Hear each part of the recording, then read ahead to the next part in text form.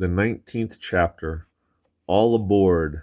Hijinks on the high seas. I've never met a ship I didn't want to board. From the daring diary of Captain Flashpowder. Stitch had held on like never before as the gadabout 2 sped through the waves. Creature, said Stitchhead, do you think it's going to be okay? No good crying about it now. We're gaining on this ship, said Arabella. Get your head back in the game. You're a pirate now. I'm a pirate now, Stitchhead repeated, and turned back to the horizon. He steered the ship and felt the wind on the back of his head, driving them on. The gadabout 2 bounced and careened along the surface of the water like a stone. With the extra speed, they were quickly catching up with the other ship and the professor. Before long, they drew level. It's now or never, cried Stitchhead. Arabella, grab the wheel. Bring us in as close as you can. Arabella grabbed the ship's wheel and turned it to the left. The gadabout 2 bobbed closer to the hull of the other ship, closer and closer until Stitch had feared the 2 ships might crash together. Now what? Said Arabella, trying to hold the ship steady.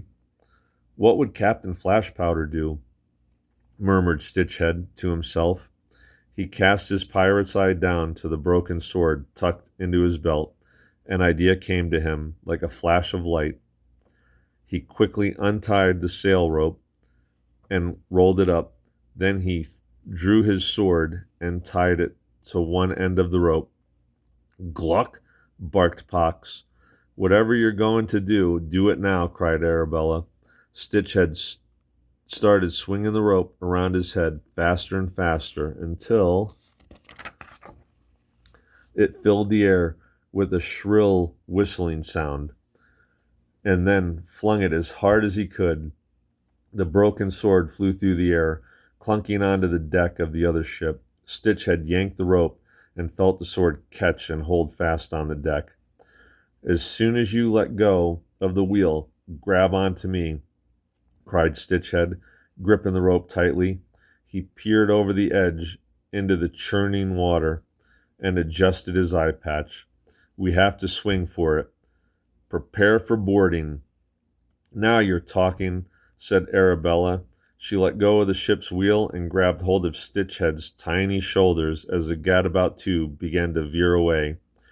Stitchhead closed his eye and leaped from the ship. They swung across the water, crashing hard into the hull of the other ship.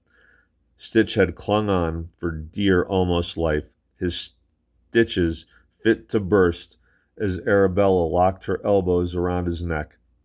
He quickly realized he didn't have the strength to carry them up the rope. Yabbit, growled Pox as he flittered around them.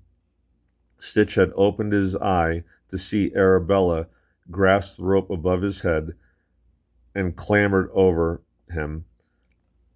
She shimmied to the top and scrambled over the side of the ship onto the deck. Then she leaned back over and held out her hand. We ain't got all day. Grab my hand, she whispered. Stitch had reached up and clasped Arabella's hand. She pulled with all her might, hauling him onto the deck. Thanks, whispered Stitchhead, untying his sword from the rope. Nice swing.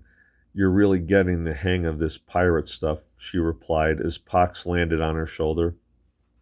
The ship was huge. Stitchhead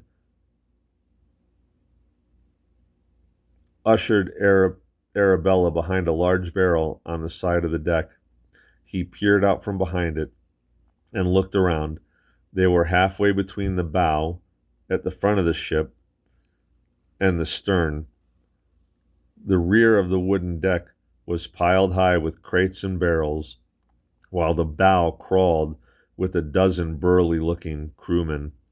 Above them, a spider's web of rigging stretched high among the billowing sails.